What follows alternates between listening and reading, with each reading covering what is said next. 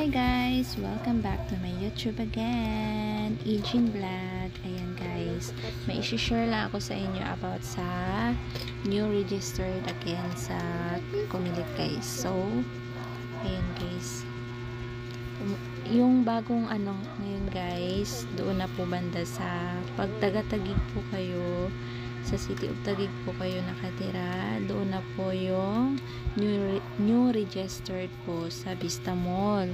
Wala na po sa City of Taguig sa munisipyo. Nilipat na po nila, 1 year na pala. So, ayun. Pumunta kami ngayon, kanina, dyan.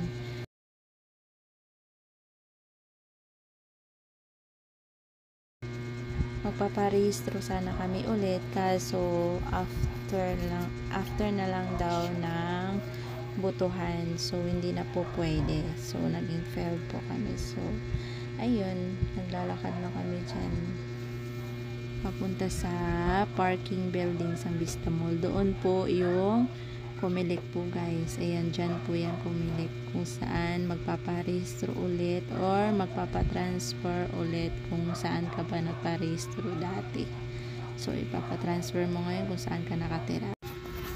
Ayan guys, habang naglalakad kami dyan, kinunan ko ng pictures, video pala, para makita natin kung saan tayo magpaparehistro ulit sa Comelec guys.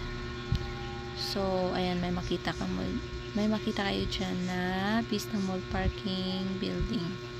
So, dyan po sa gray na building na yan. Dyan po yung comment. Guys, thanks for watching. See you to my next vlog.